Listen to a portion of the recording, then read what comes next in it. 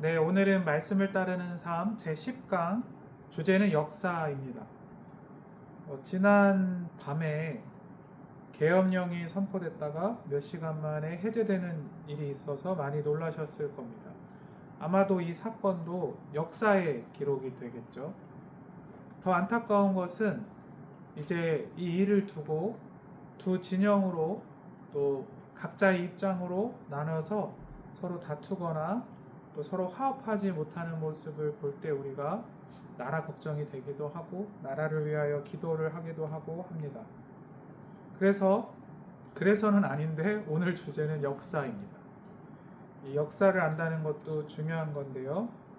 특별히 이제 시작으로서 기독교인은 어떤 역사관을 가지고 살아가는가에 대해서 잠깐 나눠보고자 합니다. 역사관이라는 말 들어보셨나요? 역사를 보는 관점입니다. 여러 역사관이 있는데요. 예를 들어 어떤 사람이 역사를 쓸 때 나는 왕조를 중심으로 역사를 쭉 쓰겠다. 우리나라도 뭐 태종, 태세, 문단세 뭐 이런 거 있잖아요.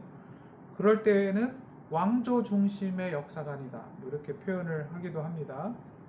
그리고 공산주의자들은 대표적으로 유물론적 역사관 들어보셨나요?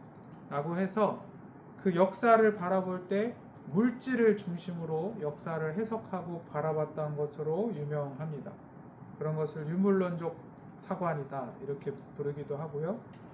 또 민족이 너무 중요하다라고 생각하는 사람은 민족주의 역사관을 가질 수도 있겠고, 이렇게 각각의 입장에 따라 여러 가지 역사관이 있습니다.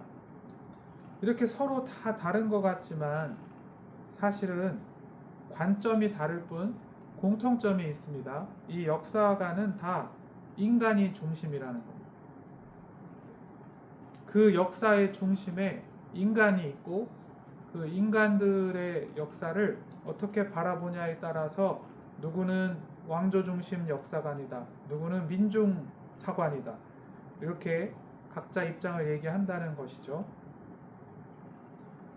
근데 이렇게 공통적으로 인간을 중심에 두기 때문에 이런 각각의 역사관을 다 종합해서 한마디로 표현하면은 인본주의 역사관이다 이렇게 표현할 수 있겠습니다. 인본주의 역사관. 근데 이런 인본주의 역사관 중에 하나를 선택하는 것이 과연 옳은 것인가 기독교인들에게 생각을 해봐야겠는데요. 먼저 그러면 기독교인, 곧 그리스도인은 정체가 뭐냐? 정체성이 뭐냐에 대해서 한번 생각을 해봐야 됩니다. 예를 들어 어떤 사람은 이렇게 얘기할 수 있을 것입니다. 그리스도인은 민중이다. 기독교인이 곧 민중이다. 그렇게 생각한다면 그 사람은 민중사관을 따라야겠죠? 그러나 사실 그렇지 않습니다. 또 어떤 사람이 이렇게 주장할 수 있을 것입니다. 그리스도인의 정체성은 민족주의자다. 그런 사람들은 민족주의 역사관을 갖겠지만 사실 그리스도인의 정체가 민족주의자는 아닙니다. 또 잘 얘기를 들어보면 정말로 어떤 사람들은 야, 기독교인이라면 마땅히 보수주의자여야 된다, 마땅히 진보주의자여야 된다, 이런 주장을 하는 사람들이 의외로 종종 있습니다. 그러나 사실 다 아닙니다. 거꾸로는 가능합니다. 이 순서라는 것이 굉장히 논리적이기 때문에 사실 중요합니다. 거꾸로는 가능합니다. 이렇게 생각을 해보세요. 한 민족주의자가 있습니다. 근데 그 사람이 그리스도인이다. 가능할까요? 가능하죠.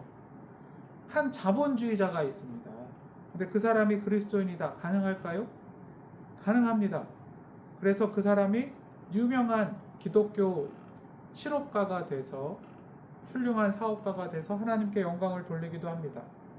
한 진보주의자가 있습니다. 단어가 좀 센데요. 그 사람이 그리스도인이다. 가능할까요? 가능합니다. 예를 들어 루터의 경우, 마틴 루터의 경우 원래는 신부였는데 그 당시 역사의 흐름에서 보면 그는 진보주의자였기 때문에 카톨릭, 우리로 얘기하면 천주교의 부패를 비판하고 개혁했던 사람, 종교개혁을 일으켰던 사람입니다. 그 사람은 그리스도인 지도자였습니다. 그러니까 이렇게 한 어떠한 진보주의자가, 한 민족주의자가 그리스도인일 수는 있지만 거꾸로 그리스도인인 곧 민족주의자다. 그리스도인은 곧 보수주의자다. 이거는 절대 안 된다. 이것은 우리에게 뭘 얘기해 주는 거냐면요. 역사를 이해할 때 따라하겠습니다. 그리스도인은 신본주의 사관을 갖는다. 네. 인본주의 사관이 아니라 신본주의 사관을 갖는다는 겁니다. 인본주의 사관은 아까 여러 종류를 예를 들어 드렸지만 공통점은 인간 중심이라는 겁니다. 신본주의 사관은 반대로 하나님의 관점에서 역사를 이해하고 사실 역사의 중심에는 역사를 섭리하시는 주체는 하나님이라고 굳게 믿는 것이 신본주의 사관입니다. 이 신본주의 사관은 또 우리가 신학적 용어로 뭐라고 표현하기도 하냐면 구체적으로 구속사적 사관이라고 표현하기도 합니다. 한번 따라해 보실까요? 구속사적 사관. 네. 이 뜻은 뭐냐면 하나님이 모든 역사를 통해서 인간을 구원해 가신다. 역사는 사실 하나님이 인간을 구원해 가시는 역사다라고 인정하는 것이 구속사적 사관이라는 겁니다. 그리스도인은 그렇기 때문에 신본주의 사관, 구속사적 사관을 갖는 것이 중요합니다. 구속주의 사관의 예를 들어 볼게요. 사도 바울이 한번 설교를 한 적이 있습니다. 사도행전 17장에 보면 사도행전 17장에서 사도 바울이 설교를 합니다. 17장 16절부터 23절까지 설교가 나오는데요. 그 설교의 내용을 계속 보면 제가 대표적으로 23절만 읽겠습니다. 사도행전 17장 23절. 하나님이 약속한 대로 이 사람의 후손에서 이스라엘을 위하여 구주를 세우셨으니 곧 예수라. 이렇게 얘기를 했는데요. 그 앞에도 이스라엘의 역사를 쭉 얘기하면서 하나님이 약속하신다, 하나님이 행하신다, 하나님이 세우신다 등등 계속 하나님이 이 역사의 주관자라는 것을 설교를 통해 얘기하고 있습니다. 이것이 바로 바울이 구속자적 역사관을 갖고 있다는 것을 잘 보여주는 것이라고 할 수 있고요. 한 개인의 인생도 역사잖아요. 그렇죠? 내가 태어나서 80까지 사는 것도 한 사람의 역사입니다. 근데 그 역사를 바라보는 관점을, 인생을 바라보는 관점을 신본주의로, 구속사적으로 바라볼 수 있습니다.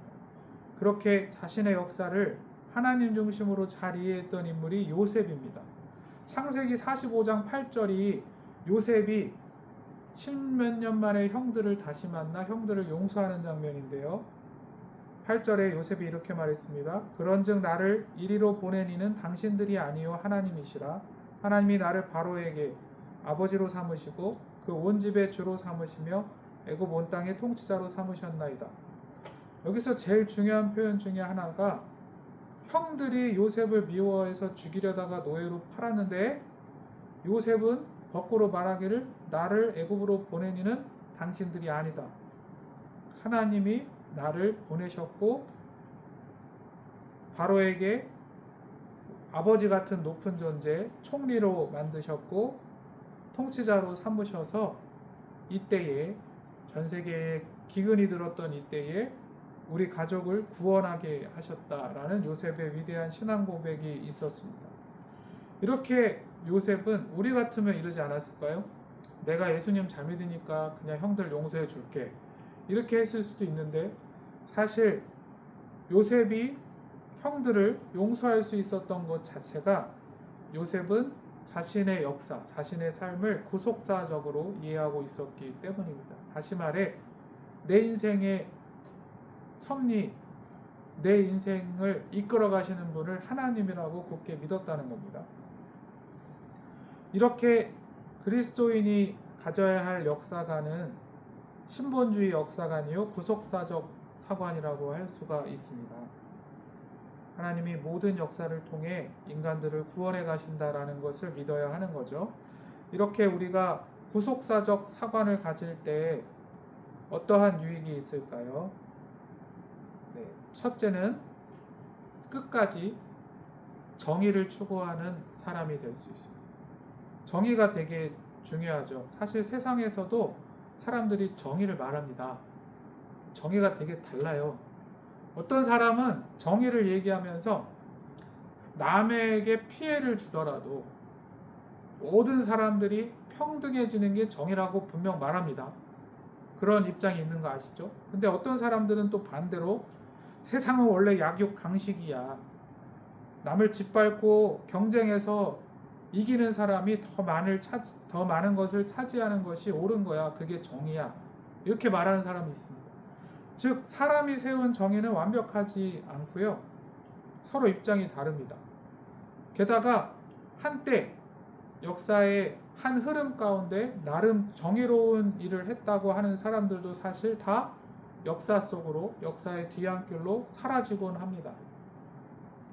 그러니까 그 정의라는 것은 부분적이고 순간적이고 완벽하지 않은 것입니다. 만약 그리스도인이 나는 끝까지 정의를 지키고 단순히 내 입장의 정의가 아니라 정말 참다운 정의를 지키고 또 변질되지 않겠다라고 생각을 한다면 그는 역사관을 바로 가져야 됩니다. 바로 이 세상에 정의를 세우시는 분은 하나님이다. 그 하나님을 믿고 역사의 주인이신 하나님을 따를 때에야 그 사람이 진정한 정의를 평생 동안 따를 수 있는 것이라고 할 수 있습니다.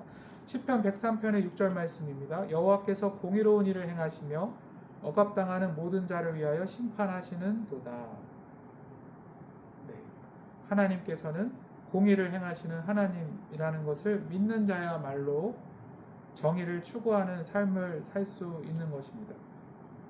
미국 대통령 중에 링컨이 있죠. 우리가 잘 아는 위인이고 위대한 지도자라고 하는데요. 그가 흑인 노예를 해방해야 된다는 정의를 실천한 것은 단순히 이게 맞다, 이게 신념이다의 차원이 아니고 하나님 아버지는 모든 사람을 사랑하시고 또 흑인도 백인도 다 하나님의 형상이라는 신앙이 있었기 때문에, 그리고 그 정의를 이루는 분이 하나님이라고 믿었기 때문에 그것을 실천할 수 있었던 것입니다. 네. 우리에게도 이런 지도자들이 많이 세워지면 좋겠는데요. 그리고 이렇게 그리스도인들이 구속사적 역사관을 가질 때 또 가질 수 있는 두 번째 유익은 어떠한 상황에서도 꿋꿋하게 굽히지 않고 바른 길을 걸을 수 있다는 겁니다. 예레미야라는 선지자를 아실 거예요. 이 예레미야는 이스라엘의 예루살렘이 멸망을 당하고 바벨론에게 항복을 하고 포로로 끌려다던 당시의 예언자, 선지자입니다. 근데 이 예레미야의 선지자가 당시 이스라엘 사람들이 듣기에는 수용하기 어려운 예언을 했습니다. 제가 예레미야 21장 8절부터 9절까지 말씀을 읽어볼게요. 여호와께서 말씀하시기를 보라, 내가 너희 앞에 생명의 길과 사망의 길을 두었노라. 우리가 언뜻 생각하기에 선지자, 위대한 선지자, 나라의 지도자가 나와가지고 하나님께서 말씀하시기를 너희 앞에 생명의 길과 사망의 길이 있단다 라고 하면 끝까지 바벨론과 싸워서 저항하는 것이 생명의 길이고 잡혀서 포로로 끌려가는 것은 사망의 길이다라고 말할 것 같지 않나요? 예레미야는 그렇게 말하지 않았습니다. 9절 말씀입니다. 21장 9절. 이 성읍에 사는 자는 칼과 기근과 전염병에 죽으려니와 너희를 에워싼 갈대아인에게 나가서 항복하는 자는 살 것이나 그의 목숨은 전리품같이 되리라. 나가서 항복을 하라는 겁니다. 포로로 끌려가라는 겁니다. 그자가 살 거라시는 것이고 그게 생명의 길이라는 겁니다.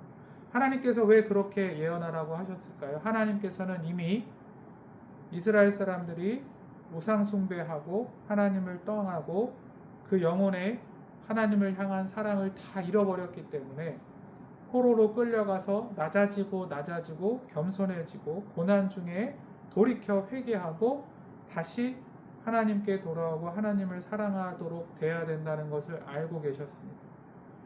이 당시 이스라엘 백성들을 구원해 줘 봤자 이스라엘인들은 바로 다시 우상 숭배하고 하나님을 떠날 것이 분명했습니다. 그래서 포로로 끌려가는 것이 하나님의 뜻이다라고 한 거예요. 이 예레미야 선지자가 이 말을 전할 때 아마 죽을 각오로 말했습니다. 수많은 민족 지도자라고 하는 사람들이 예레미야 선지자 좋은 사람인 줄 알았는데 이상한 사람이네. 어떻게 저 사람은 우리나라가 망해가고 있는데 끌려가는 것이 하나님의 뜻이라고 할까? 당장 돌로 쳐야겠다라는 등 예레미야 선지자를 모함하고 비난하고 핍박했을 겁니다. 근데 예레미야 선지자가 굽혔을까요? 아닙니다. 그러니까 정말 이 역사의 중심에 하나님이 계시다고 믿는 사람만 끝까지 바른 길을 꿋꿋하게 걸어갈 수 있는 것입니다. 하나님께서는 이 예레미야의 믿음을 사용하셨고요. 결국은 예레미야의 예언대로 하나님께서 역사를 성취해 주셨습니다. 예레미야가 단지 항복하라는 예언만 한 게 아닙니다. 예레미야 50장에 보면 예레미야는 이스라엘의 회복도 또 결국 잠시 이스라엘을 심판하는 데 사용했던 바벨론의 멸망도 예언을 했습니다. 그래서 예레미야 50장 19절에 보면 이스라엘을 다시 그의 목장으로 돌아가게 하리니 이런 말씀이 있는데 이스라엘은 회복될 것이다. 그리고 다시 하나님을 잘 섬길 것이다 라는 예언을 했던 인물이 예레미야이기도 합니다. 오늘 강의를 준비하면서 나름 포인트가 되는 부분인데 우리가 바른 역사관, 구속사적 역사관을 가질 때 어떠한 유익이 있느냐, 서로 정반대의 입장이 있다고 해도 서로 이해할 수 있게 됩니다. 마찬가지로 포로기 때 얘기인데요. 이스라엘 포로기 때에 전혀 다른 반대의 입장에 있었던 두 지도자가 있습니다. 잘 아시는 이름들일 텐데요. 한 명은 다니엘이고 한 명은 에스겔입니다. 첫 번째 아시는 것처럼 다니엘은 포로로 끌려갔지만 하나님께서 총리로 세워주셨던 사람입니다. 즉 지도자가 된 것이죠.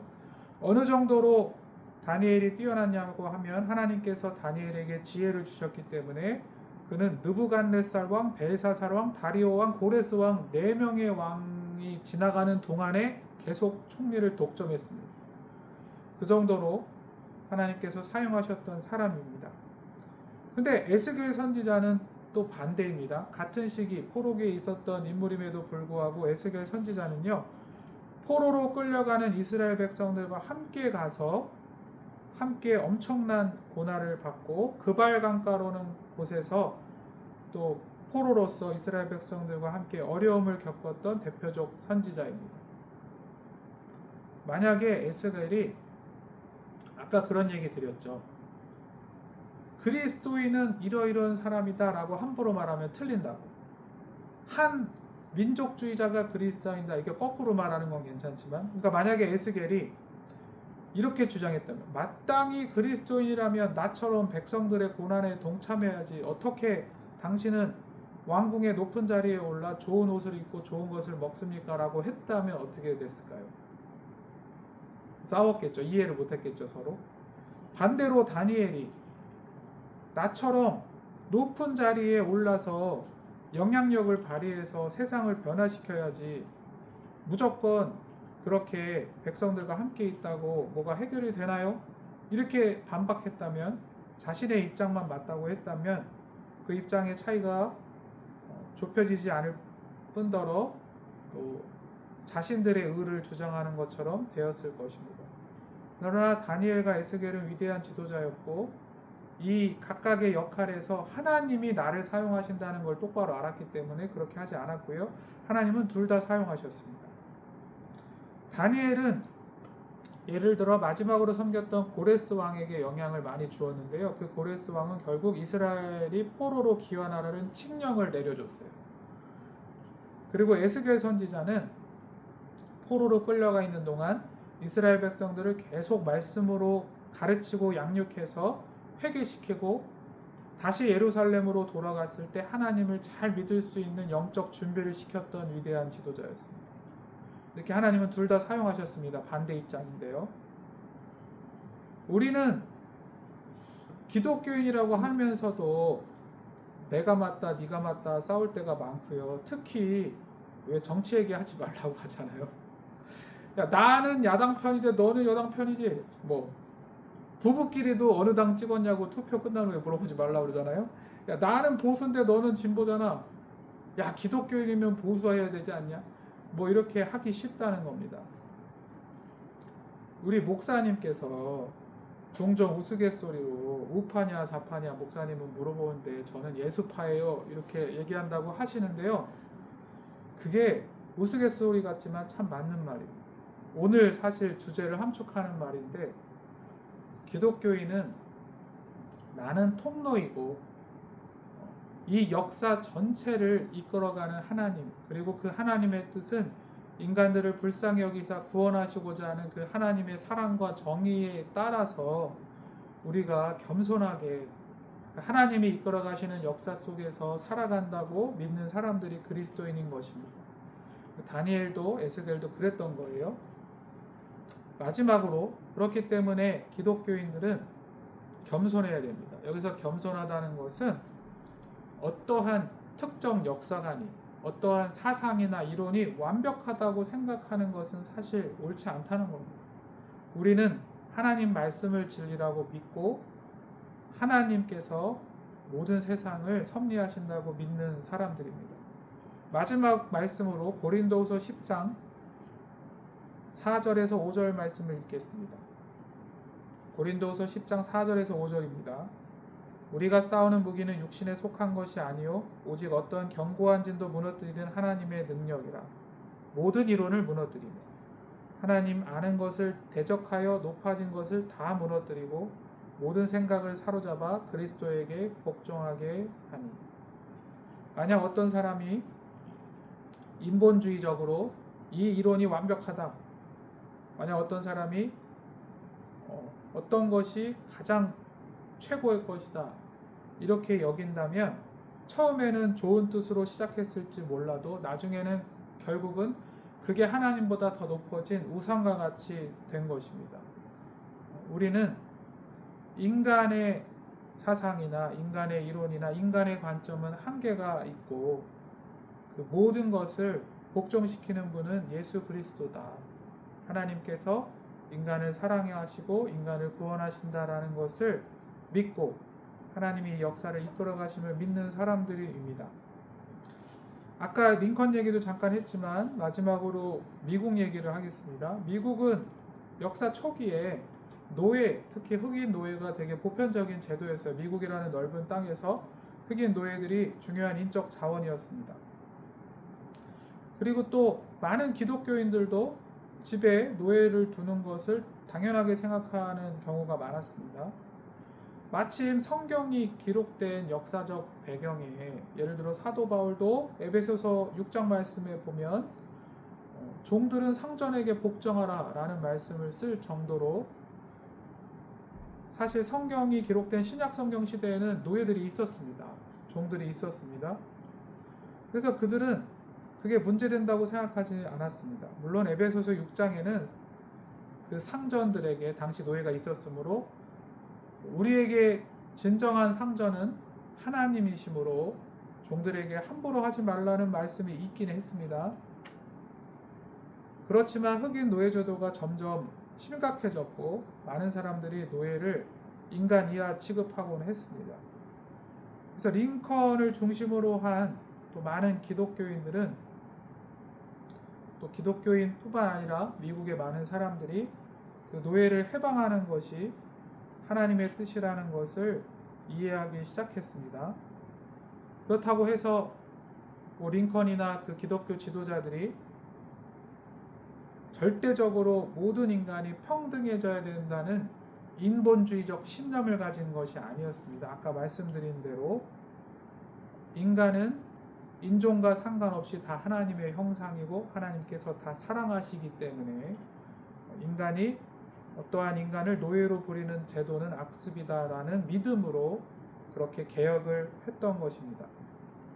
이 이야기를 왜 하냐면요, 우리가 나라를 위해서 기도할 때, 또 내가 한 명의 사람으로서, 아까 한 명의 사람의 인생도 한 역사와 같은 거라고 했죠. 살아갈 때에 하나님이 진정으로 이 세상의 주인이시오, 또 하나님의 공의와 하나님의 사랑이 내 인생의 역사 가운데 혹은 우리나라의 펼쳐지기를 원하는 사람으로서 나라를 사랑하는 마음으로 기도하고, 오늘 말씀과 같이 우리는 끝까지 정의를 따르고 상황에 따라 변하기보다는 끝까지 말씀을 붙들고 또 늘 겸손하게 하나님 앞에 또 하나님의 섭리를 믿는 그러한 믿음의 사람이 되어야겠습니다.